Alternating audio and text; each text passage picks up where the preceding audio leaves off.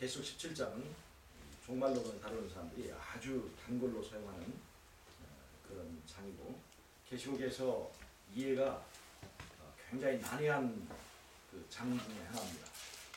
계시록 17장에 이제 계시록 17장의 핵심은 뭐냐면 여자가 앉아 있는 짐승의 7머리입니다. 7머리에 대한 해석입니다.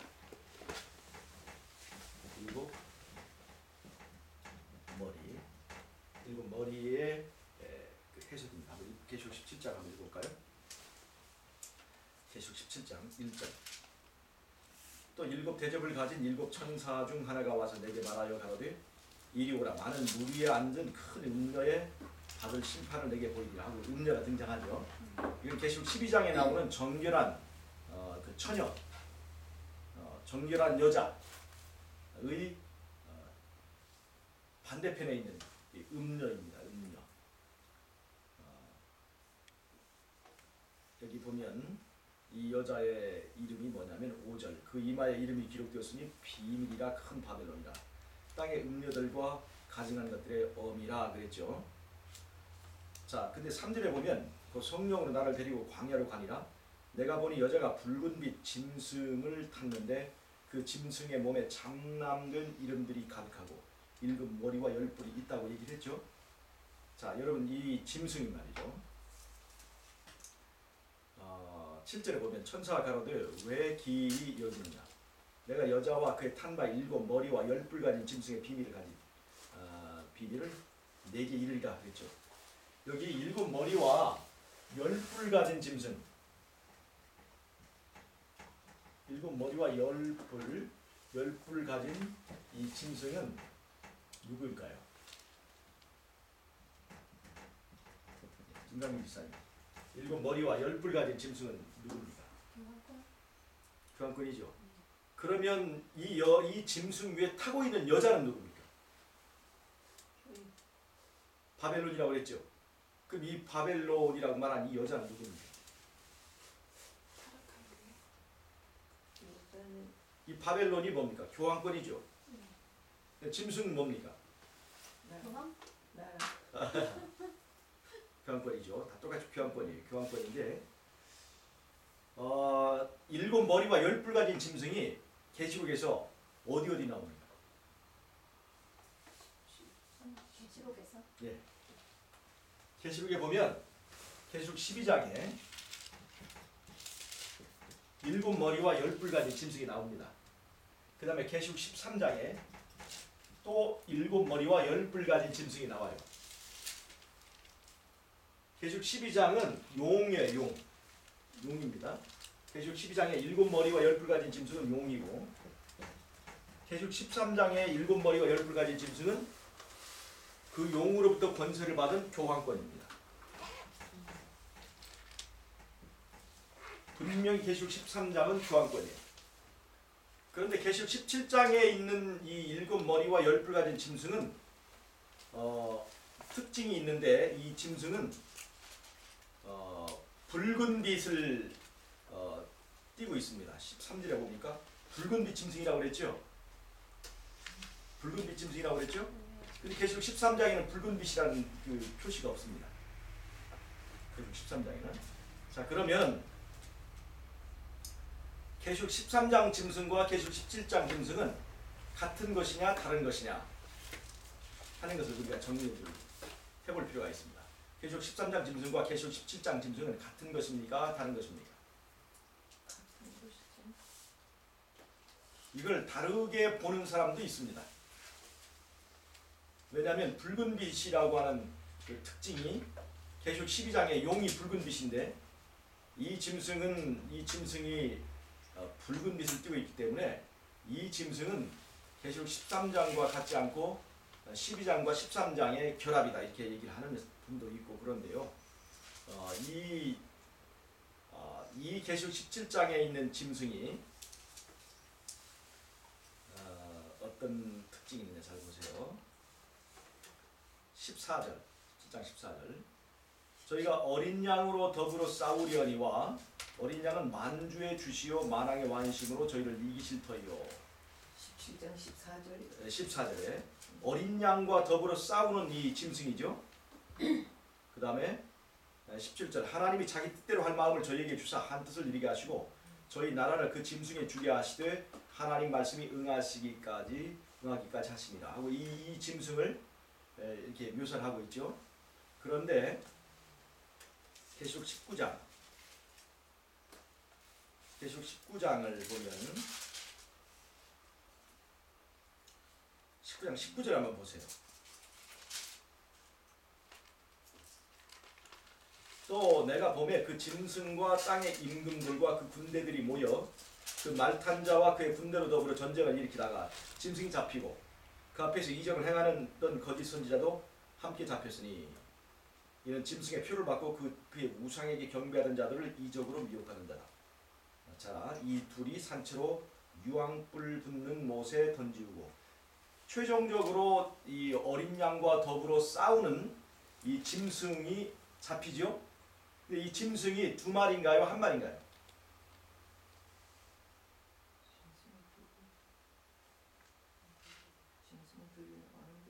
아니 19장에 보면 그 짐승과 땅의 임금들 이 짐승은 하나죠. 20절 보면 짐승이 잡히고 그 앞에서 이적을 행하는 거짓 선지자 잡혔고 이 거짓 선지자는 이 개신교 세력을 말하잖아요. 그럼 이 짐승이 잡혔는데 이 짐승은 뭡니까? 계시록 13장에 나오는 교황권이고 계시록 17장에서 짐승이 말하라고 말하는 그 짐승입니다. 즉 이 무슨 말이냐? 계시록 19장에서 짐승과 거짓 선지자 잡히죠. 계시록 20장에 보면 용이 잡힙니다. 20장 1절 2절 용을 잡으니 곧 뱀이요 옛 뱀이요 마귀요 사단이라 이 잡히죠. 그러니까 용이 잡히고 거짓 선지자 잡히고 짐승 잡히고 이 세 마리가 잡힙니다. 짐승 셋이 잡힙니다. 잡히는데 거기 그 중에서 짐승이라고 표현하는 것은 딱 하나입니다. 그렇죠? 그러니까 계시록 13장의 짐승과 계시록 17장의 짐승을 같은 걸로 봐야 되겠습니까? 다른 걸로 봐야 되겠습니까? 같은 걸로 봐야 됩니다. 최종적으로 그리스도를 대항하여 싸우다가 잡히는 짐승은 딱 하나예요. 붉은 빛 짐승과 그냥 짐승이 아니라 그냥 하나이기 때문에 13장 짐승과 17장 짐승은 하나라고 봐야 됩니다. 그런데 13장 짐승은 바로 그것은 교황권을 말하는데 그 13장을 말할 때는 거기 여자가 없었습니다. 17장에는 짐승에 여자가 있죠. 이것은 무엇을 말하냐면 13장 짐승과 17장의 짐승은 17장을 통해서 더 구체적이고 세부적인 묘사를 하는 것이라고 우리가 볼 수가 있습니다. 13장에 없던 그 붉은 빛을 띠고 있는 것도 이 짐승이 지금 처한 그 시점에서의 그 관측이기 때문에 그 당시 이 짐승을 관측할 때는 계시록의 흐름상 이제 이것이 짐승이 죽임을 당하던 그 시점이기 때문에 피를 많이 흘린 그 핏빛이라고 이제 우리가 봐도 문제는 없어요. 자, 문제는 이제 제가 이제 이것을 좀 이 계시록 17장에서의 이 해석의 가장 중요한 부분은 일곱 머리에 관한 것인데 제가 왜 13장 짐승과 17장 짐승을 같은 걸로 이렇게 그것을 정리를 하고 넘어가는 것은 중요한 이유가 있습니다.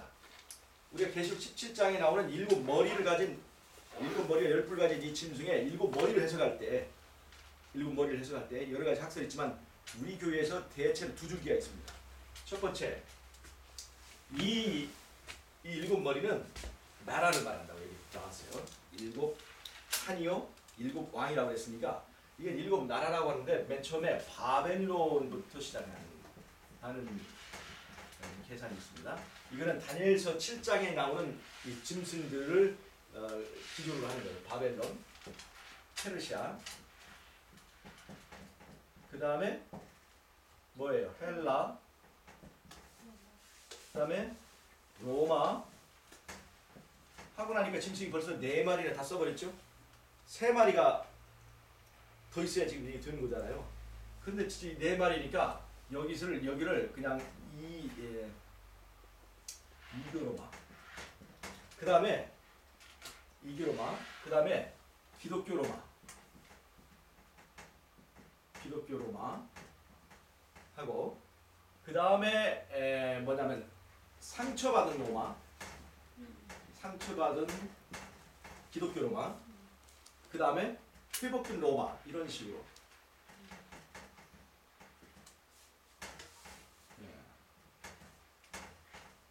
회복된 그 근데 로마 러시아 교황권. 사람들은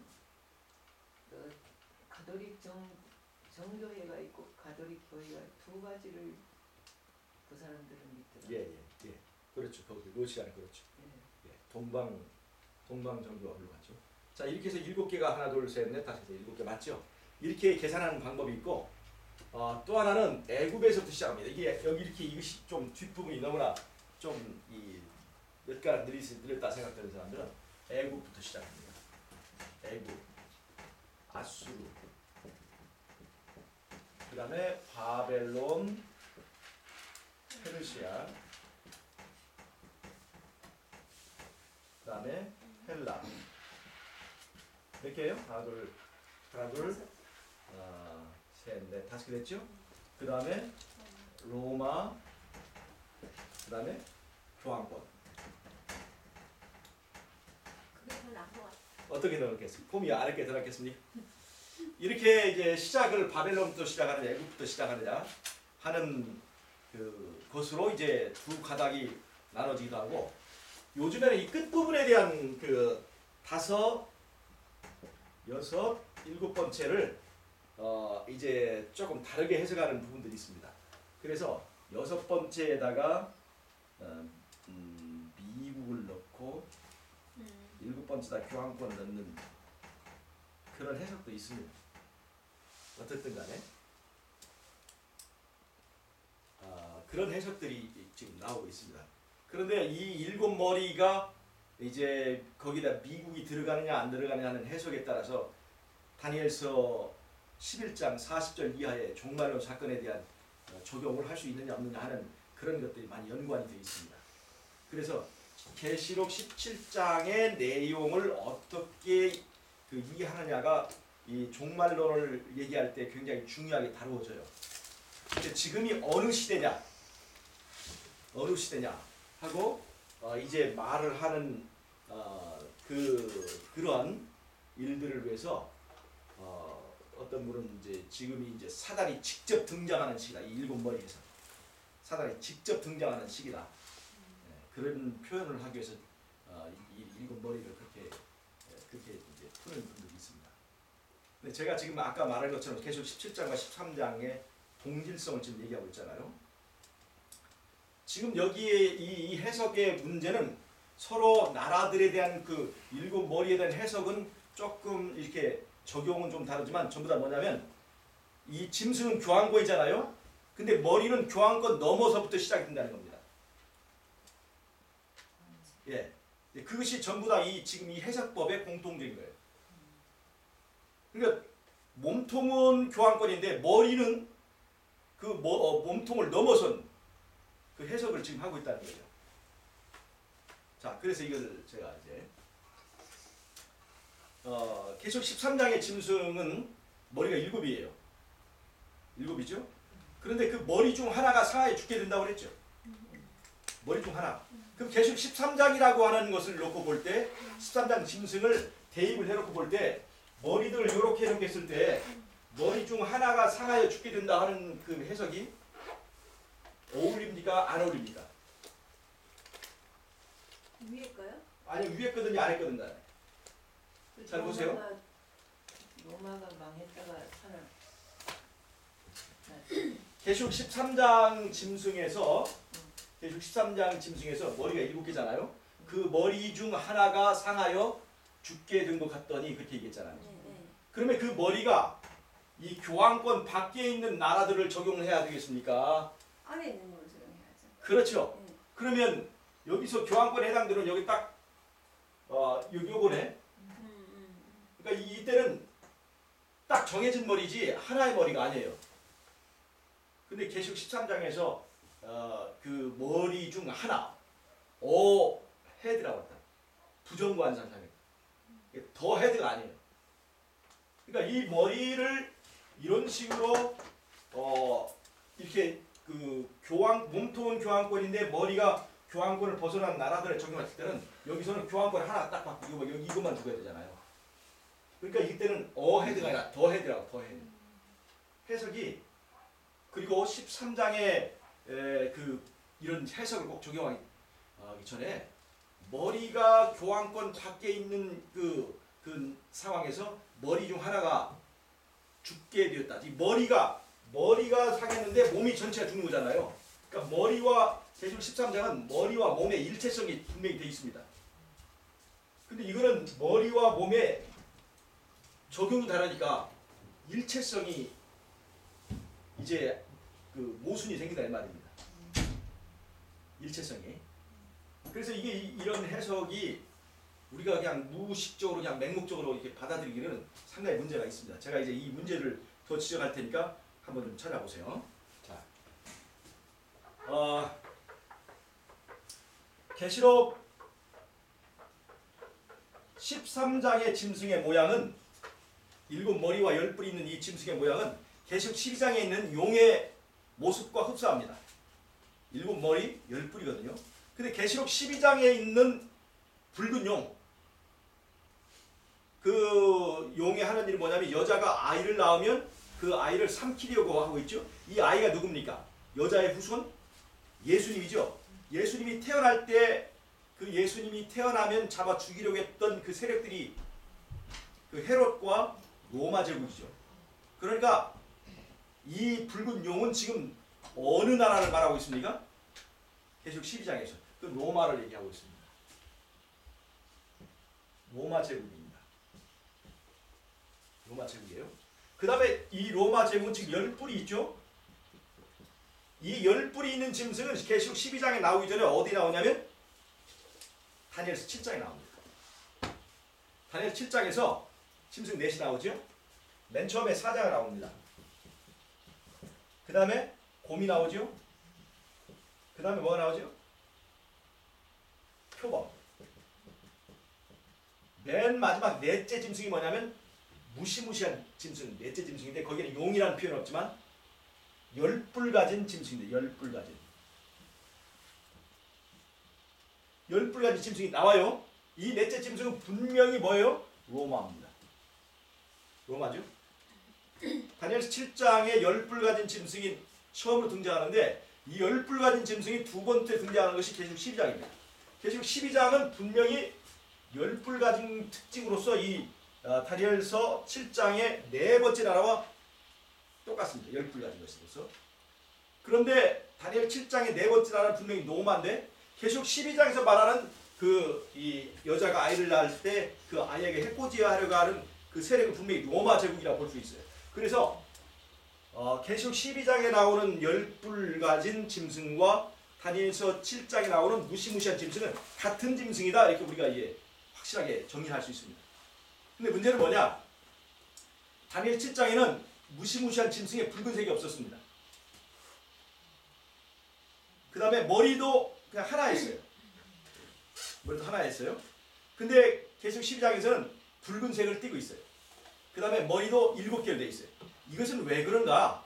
이게 서로 다른 짐승이라고 하는 것이 아니라 이것은 다니엘 7장에서 말하고 있는 그 짐승의 정체를 더 자세하게 설명하기 위해서 세분화 구체화한 것입니다.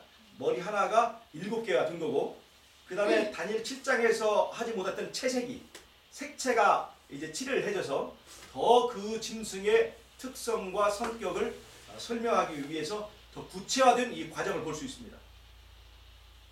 그 다음에 이제 계시록 13장에 이 용으로부터 권력을 받은 이 로마 교황권이 나오는데 로마 교황권은 로마 제국의 그 통치 시스템을 그대로 다 이제 이어받고 로마를 바탕으로 이제 그 제국의 세력을 이루기 때문에 그 짐승도 머리가 7개요, 뿔이 10개입니다.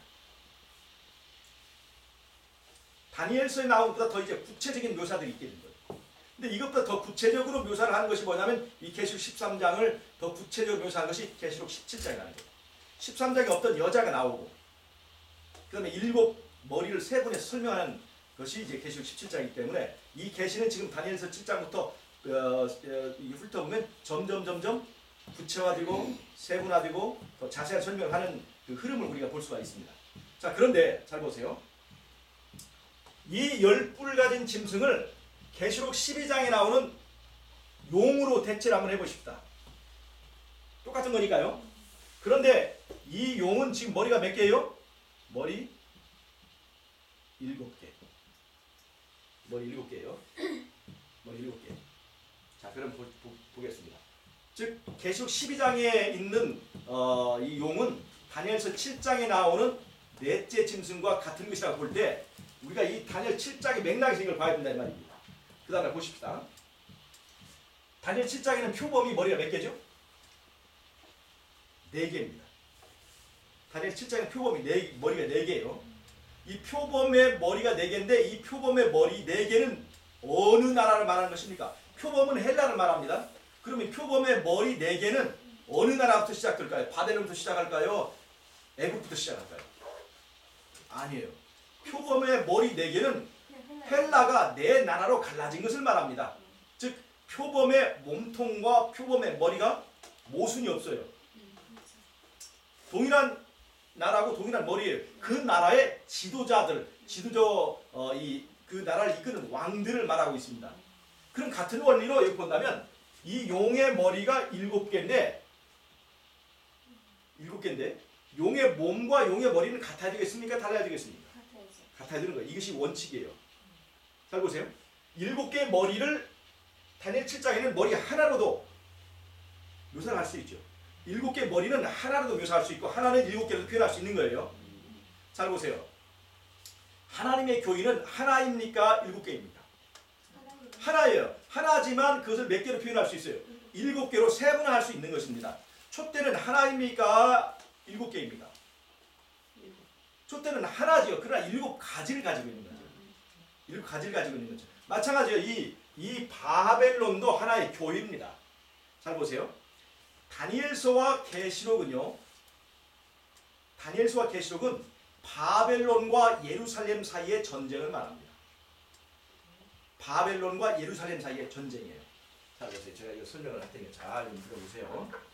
이것을 제가 계시록 17장을 특별히 제가 말씀드리는 그 이유는 종말론에 관한 그 강의들에서 이런 것을 자주 다루고 이것 가지고 많은 설이 나오기 때문에 제가 오늘 특별히 이 강의를 하는 거예요. 바벨론과 예루살렘 교회를 얘기하는 거예요. 그렇죠. 잘 보세요. 창세기 3장 15절에서 예수님 하나님께서 뱀과 여자를 놓고 말씀하시죠. 여자가 뱀을 이길 수 있는 방법을 설명할 때 그 약속이 뭐예요? 여자의 후손입니다. 후손이에요. 이 여자의 후손은 누굴 말하는 거예요? 예수님이죠. 그러니까 여자의 후손을 통해서 구원받는다고 하는 것을 믿는 사람들이 이 하나님의 백성들이에요. 자, 근데 창세기 3장 15절은 여자의 후손만 아니라 뱀의 후손도 있습니다. 뱀의 후손도 있어요. 여자의 후손과 너의 후손 사이가 원수가 되겠다. 얘기했으니까 뱀의 후손도 있습니다. 이 창세기부터 두 계보가 시작이 돼요. 여자의 후손의 계보를 이어서 이제 아벨, 그 다음에 여기 쭉 셋 이렇게 나와서 하나님의 백성들의 계보가 이어지고요. 그 다음에 이 뱀의 후손의 계보를 가인, 그 다음에 쭉 이렇게 이어서 닝롯, 이런 사람들이 이제 이 뱀의 후손의 계보를 잇는 것이고, 그래서 이것이 발달해서 뭐가 되냐면 바벨론이 됩니다. 바벨론. 그 다음에 이것이 이제 아브라함을 통해서 어떤 것이냐면 상징적으로 예루살렘이 됩니다. 예루살렘, 이스라엘은 하나님께서 선악간의 대쟁투, 하늘에서부터 시작된 선악간의 대쟁투에서 예수님의 주장을 기별로 하고 그것이 타당한 것을 입증하고 세상 가운데 하나님의 말씀의 능력을 드러내기 위해서 선택하고 사용하시는 그것이 바로 예루살렘입니다. 예루살렘 교회입니다. 교회. 이스라엘 말하는 거죠. 예루살렘이에요. 그러니까 이스라엘 대표하는 것은 예루살렘이니까요. 그런데 이 창세기부터 나오는 이 뱀의 사상과 거짓말, 뱀의 거짓말, 그 거짓말의 계보를 이어서 하나의 체계를 이룬 이 교회, 그 나라, 그걸 이렇게 바벨론이라고 합니다. 바벨론과 이스라엘인데 바벨론과 예루살렘을 보면 더 좋아요. 자, 그런데 이 계보가 다니엘서에서부터 계시록까지 쭉 흐르고 있다는 거예요. 잘 보세요. 다니엘서의 구조를 보면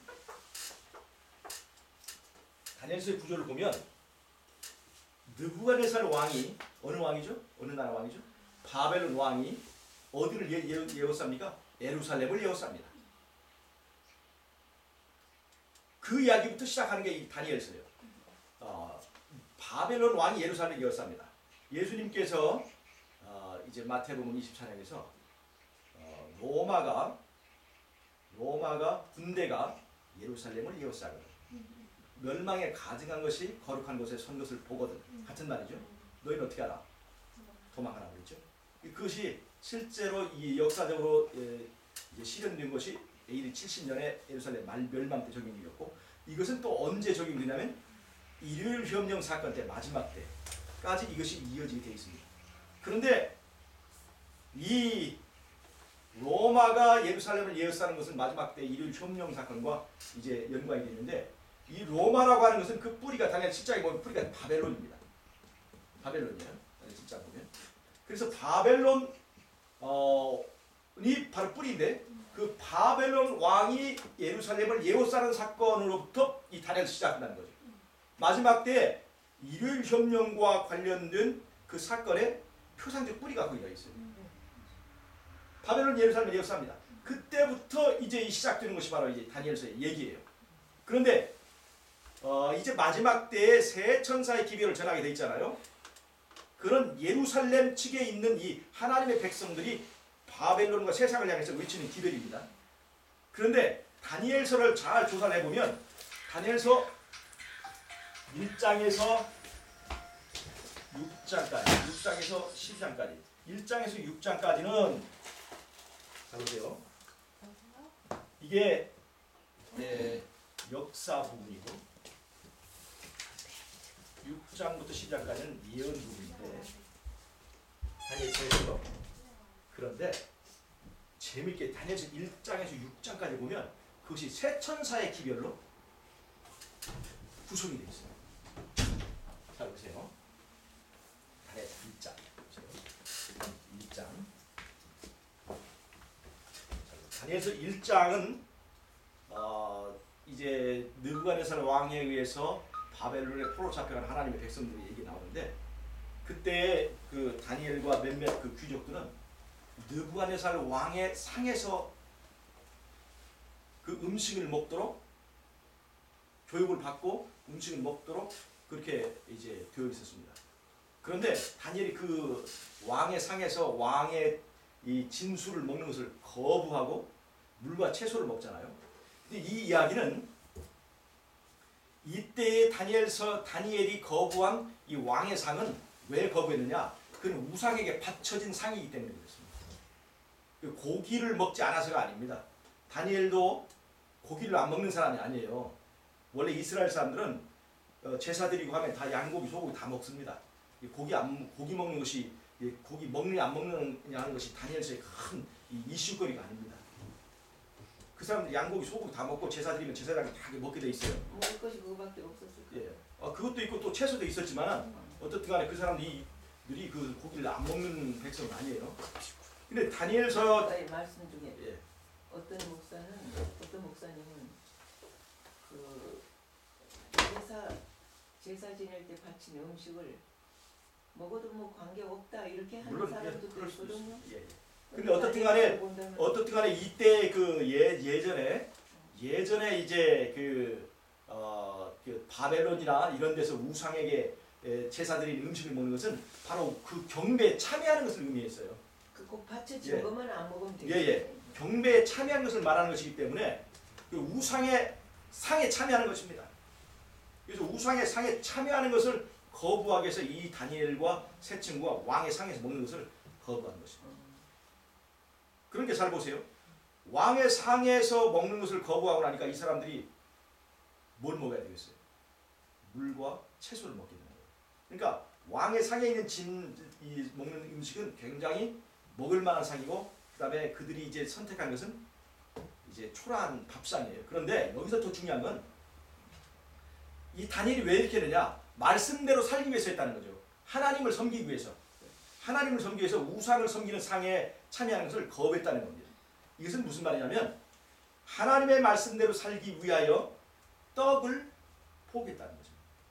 마지막 때에 이 대쟁투의 핵심이 뭐냐면 사람이 떡으로 살 것이냐 하나님의 말씀으로 살 것이냐 하는 거예요. 이 안식일 문제는 날짜의 문제가 아니라 하나님의 말씀에 순종할 것이냐, 거짓 안식일, 거짓 예배일에 이제를 따르면서 하나님의 말씀을 불순종할 것이냐 하는 것의 선택이라고 하는 것입니다. 그래서 여기에 근데 짐승의 표가 걸렸잖아요. 여기에 매매표가 걸렸잖아요. 그러니까 이 안식일을 지키다 보면 매매권을 얻지 못해서 떡을 얻지 못해요. 그래서 떡이냐 말씀이냐 하는 것이 마지막 때 대쟁투의 핵심인데, 바로 지금 다니엘이 처한 그 다니엘서 1장의 상황이 바로 그것이에요. 왕의 상에서 나오는 떡으로 살 것이냐, 아니면 하나님의 말씀대로 순종하면서 거기에 따르는 어떤 그 어려움을 그냥 감수하고 살 것이냐 하는 것이 다니엘서 1장의 핵심적인 내용이라는 것입니다. 그래서 다니엘서 1장은 사람이 떡으로 살 것이냐 말씀을 살 것이냐 하는 것에 대하여 떡이 아니라 하나님의 말씀대로 살기를 원하는 그들에게, 비록 그들이 물과 채소만 먹었지만 하나님께서 그들을 고기와 왕의 상에서 먹는 사람보다 더 훨씬 더 건강하게 해주셨고, 또 얼굴빛이 더 낫게 하면서 그들의 풍성과 그들의 건강으로 하나님께 영광을 돌리는 그 얘기가 다니엘서 1장 얘기입니다. 즉 그러니까 떡이냐 말씀이냐라고 할 때 말씀대로 살고 하나님을 경유한 사람들이 어떤 결과를 가져오는가를 말해주는 것이 다니엘서 1장입니다. 자, 그 다음에 2장을 봅시다. 다니엘서 2장은 느부갓네살 왕이 하나의 신상을 봅니다. 머리는 금이요, 그 다음에 은이요, 그 다음에 구리요, 철과 이제 나중에 철과 진으로 된 그런 신상을 말하고 있죠. 근데 머리서부터 보면 그게 어디 적용되죠? 바벨론부터 로마까지 나라가 적용되죠. 근데 다니엘서 2장은요, 바벨론에서 시작돼서 로마까지 그 나라가 이어지면서 하나의 사람 모양을 만듭니다. 하나의 신상 모양을 이뤄요. 이것이 뭐냐? 이것이 우리는 바벨론만 바벨론이 아니고 로마만 로마가 아니라 바벨론부터 로마가 하나의 사상과 하나의 바벨론을 형성하고 있는 것을 말해주는 것이 다니엘서 2장이에요. 근데 이 신상이 가만히 있습니까? 무너지게 됩니까? 무너지게 되지요. 이 신상이 무너지게 되지요. 신상이 무너지게 되는데 이 무너질 때 뭐에 의해서 무너져요? 하늘에서 사람의 손대지 않고 떠낸 그 돌이 신상에 10발가락을 쳐서 무너지잖아요. 그러니까 이 바벨론이 어떻게 되는 거예요? 무너지게 되는 거예요. 그런데 두 번째 천사, 첫째 천사의 기별은 뭐예요? 첫째 천사의 기별은 뭐예요? 하나님을 경외하라는 것이에요. 하늘과 땅과 바다와 물들의 근원을 만드신 이를 경배하라. 창조주를 경배하라. 창조주를 경배한다는 것은 무엇을 말하는 거예요? 하나님의 말씀에 순종하는 것입니다.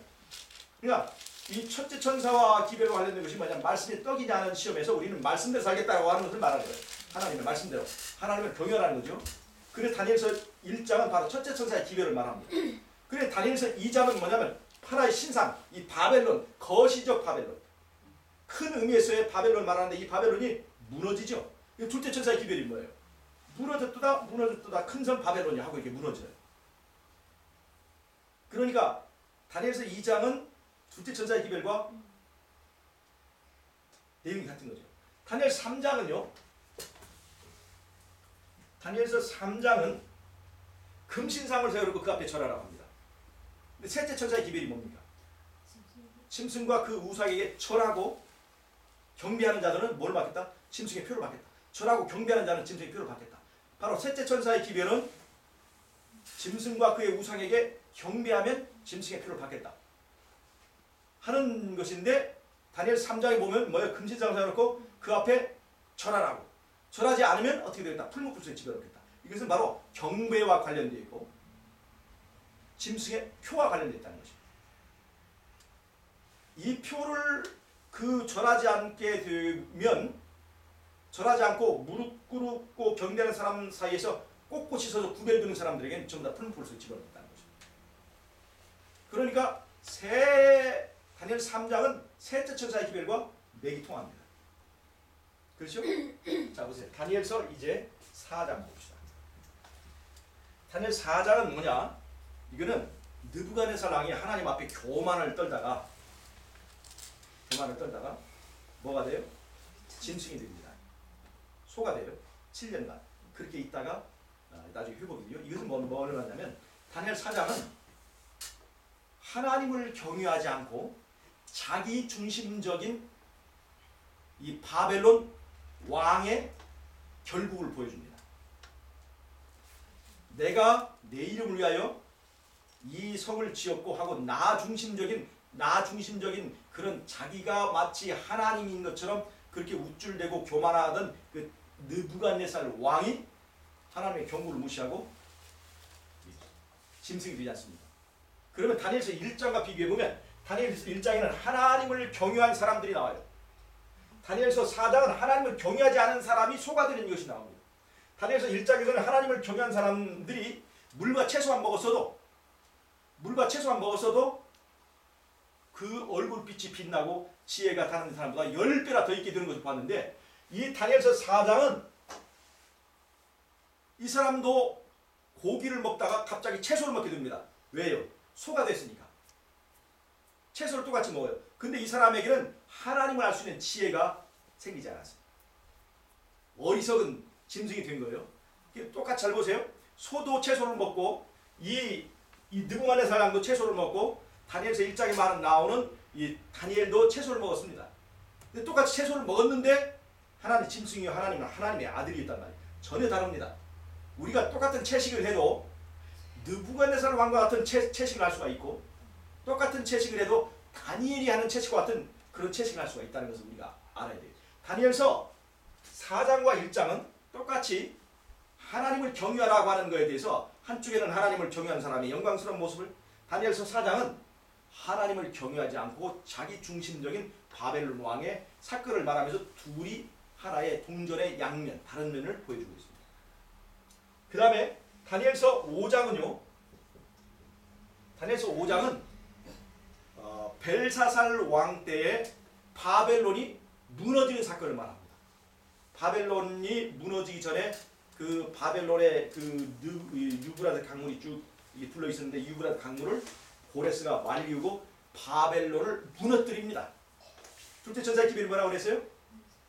무너졌다 큰 장 바벨론이야. 둘째 즉 다섯 번째 장도 이 바벨론이 무너진 것을 말하는데 다니엘서 2장은 거시적 바벨론의 즉 세계 역사를 하나의 바벨론으로 묘사해서 무너진 것을 말해요. 거시적 바벨론이 무너진 거고 이 다니엘서 5장은 원조 바벨론, 표상적 바벨론의 그 무너지는 사건을 말해서 똑같이 이건 바벨론이 무너졌다는 얘기와 같은 것이에요. 그 다음에 다니엘서 3장은 셋째 천사의 기별, 짐승의 경배라고 하는 것이죠. 그리고 짐승의 표가 나오죠. 근데 이 다니엘서 6장에 보면 사자굴 사건이 나옵니다. 사자굴 사건이 나와요. 사자굴 사건이 나오는데 거기 뭐냐? 법령을 선포하는 거예요. 하나님의 백성들을 핍박하는 종교의 자유를 억압하는 법령이 나와요. 즉 왕 외에 누구에든지 다른 신에게 왕 외에 다른 신에게 경배하는 자들은 전부 다 사자굴 속에 집어넣어요. 다니엘 3장은 풀무불이라면 다니엘서 6장은 사자굴입니다. 그리고 그 사자굴 앞에 인을 칩니다. 그 귀족들의 인을 쳐요. 그 다음에 그 다니엘을 어디다 집어넣어요? 짐승의 불 속에 집어넣습니다. 경배와 관련되어서 표를 치고 법을 만들고 마지막 때 일요일 시험령 사건을 이해하게 만드는 것이에요. 이것은 그래서 셋째 천사의 기별 경배하며 다니엘 3장은 무릎 꿇었다고 잡아 죽이고 무릎 꿇지 않았다고 하나님의 백성들을 풀무불 집어넣고 다니엘서 6장은 하나님께 무릎 꿇었다고 사자굴에 집어넣습니다. 그러니까 이거는 서로 다른 면을 가지고 지금 세 천사의 기별을 말하고 있는 것입니다. 즉 계시록에 나오는 세 천사의 기별이 왜 다니엘서와 연결이 되느냐 하는 얘기는 이것은 바벨론과 예루살렘 사이의 이 싸움이 어디까지 이어진다는 거예요? 마지막 계시록 끝까지 이어진다는 것입니다. 다니엘과 계시록의 공통된 것은 바벨론과 예루살렘 사이의 이 전쟁이 이 세상 끝날까지 이루어지는데 무슨 말 아시겠어요? 그 싸움의 마지막 이제 그 결정 클라이막스가 이제 우리 시대에 이제 종말에 그 바벨론과 예루살렘 사이에서 일어난다는 것입니다. 그리고 이제 여기에서 이 2장은 다니엘서 2장과 5장은 이 바벨론에 대해서 얘기하고 있는데 7장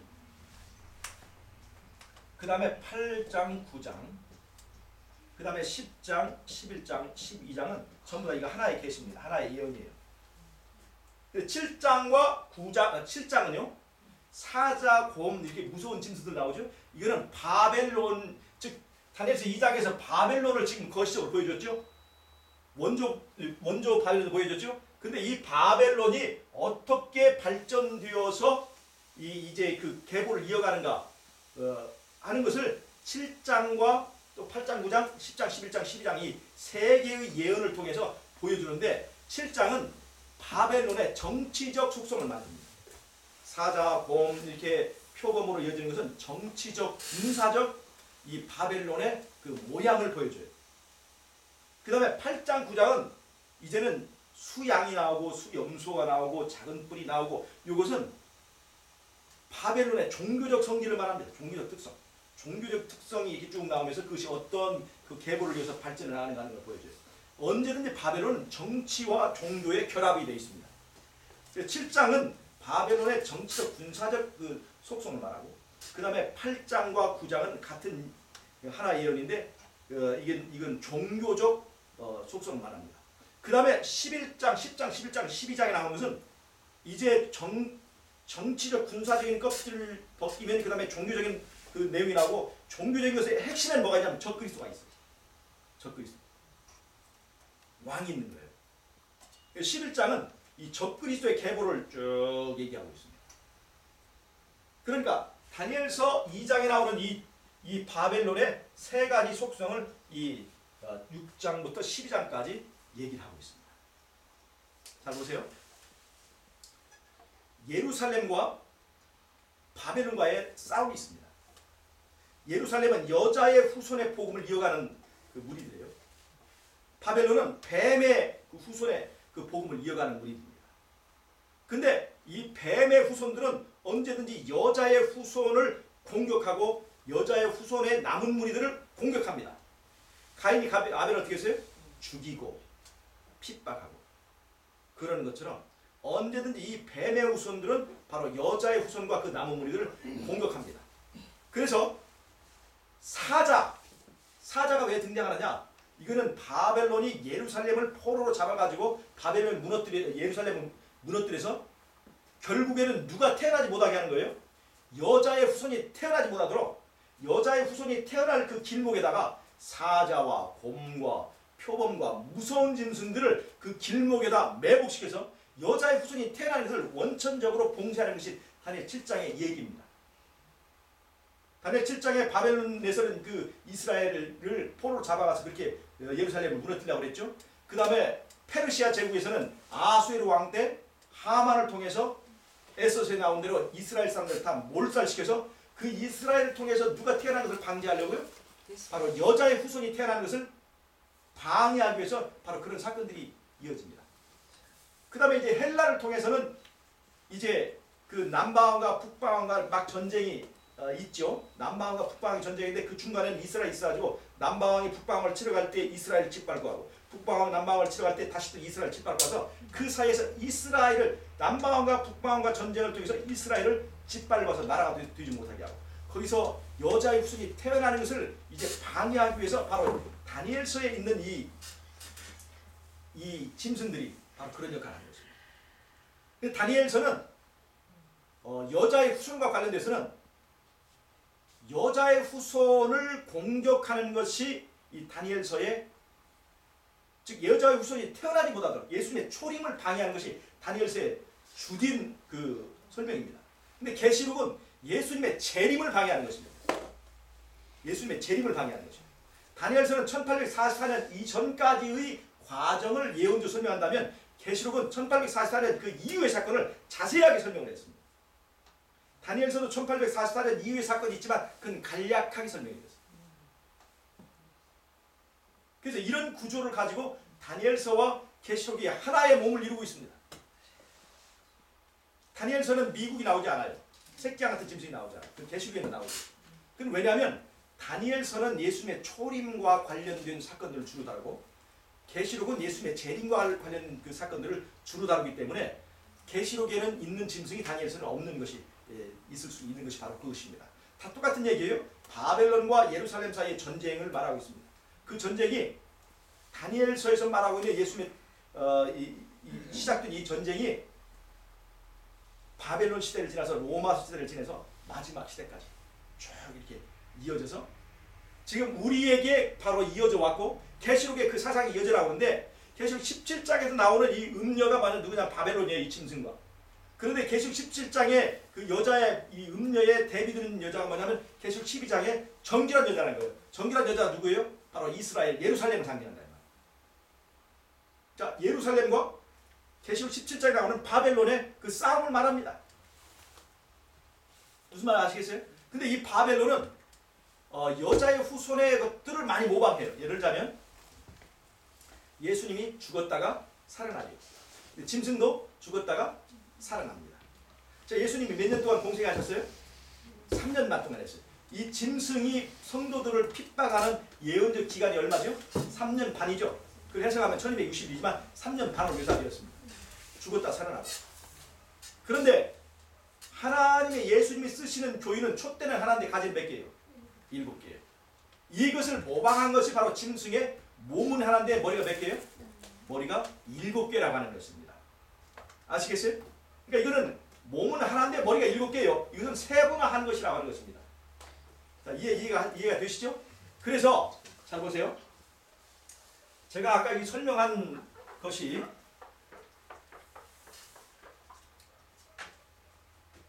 계시록 17장에 있는 짐승은 계시록 13장 같은 것인데 계시록 13장의 짐승의 모양은 12장에 나오는 이 용의 모양과 똑같단 말이죠. 그런데 이 계시록 12장에 나오는 용은 다니엘서 7장에 나오는 무시무시한 짐승과 똑같다는 거죠. 근데 무시무시한 짐승, 즉 다니엘서 7장에 말하고 있는 네 번째 짐승, 즉 용은 거기서 머리가 하나야. 그러니까 머리가 하나일 때 그 용의 머리가 어느 나라를 말하겠습니까? 아니죠. 로마죠. 로마. 네, 잘 보세요. 다시 한번. 다니엘 7장에 보면 사자 나오죠. 그 다음에 곰 나오죠. 사자의 머리가 몇 개예요? 아니죠. 다니엘 7장에 사자의 머리는 하나예요. 날개가 넷이죠. 날개가 넷이 아니라 거기 날개 4개, 날개는 아니고요. 머리가 하나니까 그 머리도 바벨론입니다. 두 번째 나오는 곰도 머리가 하나입니다. 그것은 페르시아를 말합니다. 세 번째 나오는 이 표범이 머리가 넷이에요. 표범의 머리가 표범의 나라의 네 부분입니다. 그것을 우리가 이제 봐야 될 필요가 있다는 거죠. 그러면 다니엘서 12장에 나오는 그 짐승이 머리가 7개잖아요. 머리 7이죠. 근데 그것은 다니엘서 7장에 있는 그 네 번째 짐승 같은 거라는 거죠. 그러면 다니엘서 7장에서 로마를 말하는 그 무시무시한 짐승이 머리가 하나일 때 그 머리 하나를 우리가 무엇으로 봐야 되냐면 로마죠. 그러면 다니엘서 12장에 계시록 12장에 나오는 머리 7개는 무엇과 같아야 돼요? 하나와 7개는 같은 거죠. 즉 하나를 7개 가지고 난 것에 불과하다는 것입니다.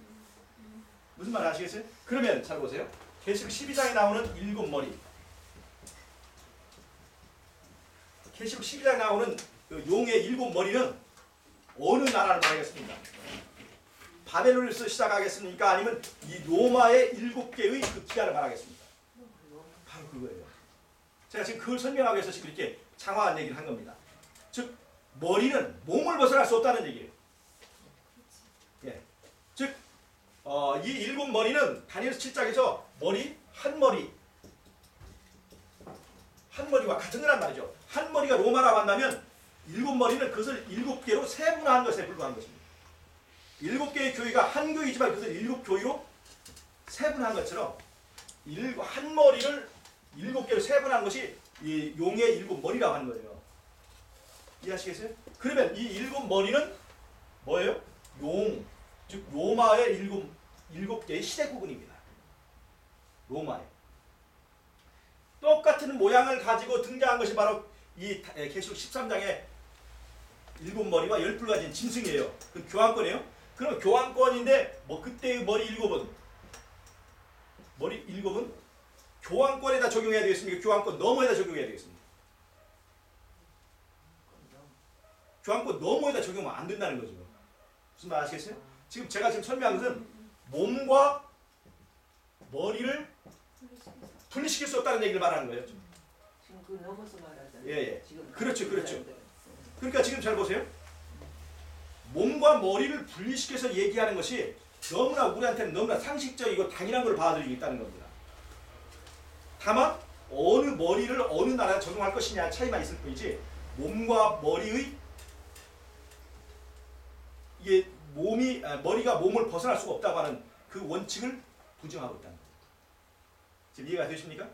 자, 그래서 교황권이 머리가 7이라고 한 그 짐승이 계속 13장에서 머리가 짐승의 머리가 7이라는 것은 그건 교황권의 머리를 세분화한 것이지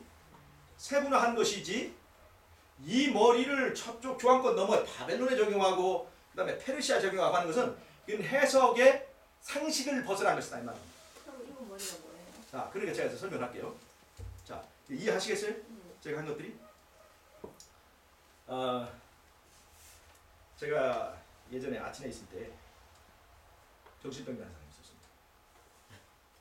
정신병자 한 사람이 있었는데 그 사람을 잘 우리가 보호하고 있었는데 이 정신병자가 가끔 집으로 간다고 그냥 막 가버려요.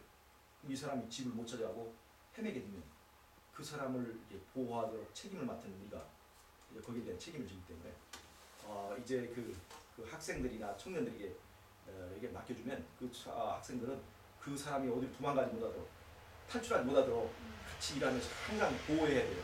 근데 어느 날 이 사람이 막 이제 집으로 가야겠다 생각을 하고 막 갈 때에 어른들이 있으면 모르지만 이 학생들이 있고 하면 힘이 장사합니다. 한번 그 광기가 발동하면 덕 치면 삐 나간다.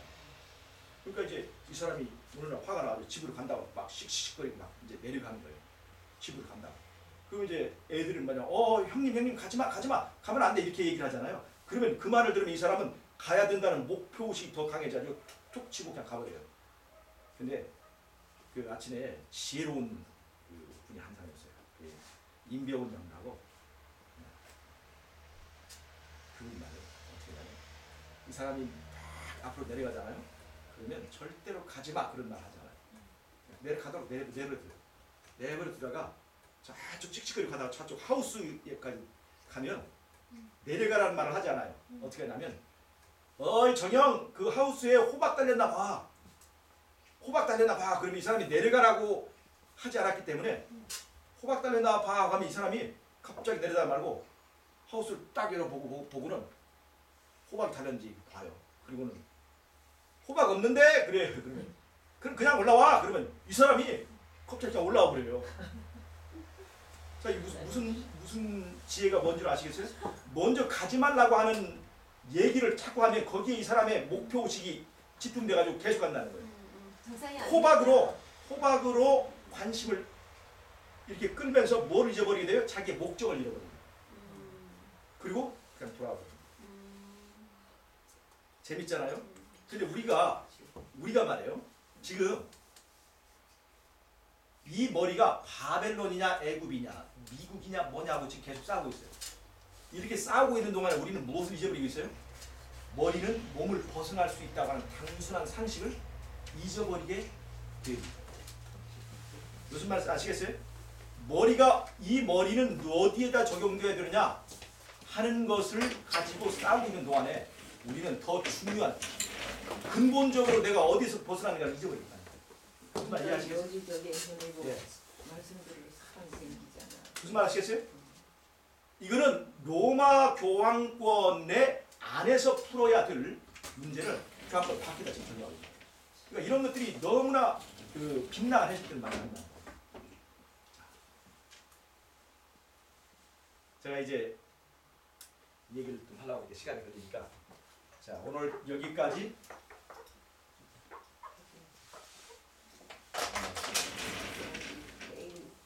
자 이해하시겠어요? 네. 자 그래서 해석의 원칙. 머리는 몸을 벗어나. 또 하나 조금만 더 얘기를 하게 제가 17장을 자세히 이제 풀어서 얘기하겠잖아. 로마라고 하는 이 나라는요 도시국가인데 로마는 재미있게도 7 언덕으로 나라가 구성되어 있습니다. 그러니까 로마라고 하는 나라는 7개의 산으로 된 나라예요. 그러니까 7개의 산으로 된 일곱 산은 바로 이 로마와 로마 교황권이 앉아 있는 그 지형의 모양을 본떠서 지금 이 나라의 성질을 설명하고 있는 것입니다. 그런 나라가 그 나라다. 그럼요, 예. 교황권도 그다음에 로마 제국도 전부 다 같은 로마로부터 이 시작되고 거기에 세력의 근거지가 있는 그 나라인데 재미있게도 로마는 7 언덕으로 되어 있다는 거예요. 그래서 이 로마를 부를 때 7 언덕의 도시 이렇게 부릅니다. 로마라고 하는 이 나라는 7 언덕의 도시 이렇게 불러요. 그러니까 여기서 말하는 왜 이 짐승과 계시록 12장에 말하는 붉은 용이 7개의 머리를 가지고 있느냐? 이거 바로 7산인데 그건 바로 로마가 근거하고 있는 그 지형의 모양을 본따서 그 성질을 설명하기 위해서 그렇다고 하는 것입니다. 제가 나머지 더 이 자세한 이 계시록 17장의 이야기는 제가 다음번 2부에 하도록 하겠습니다. 여기까지 공부하고 묵상입니다.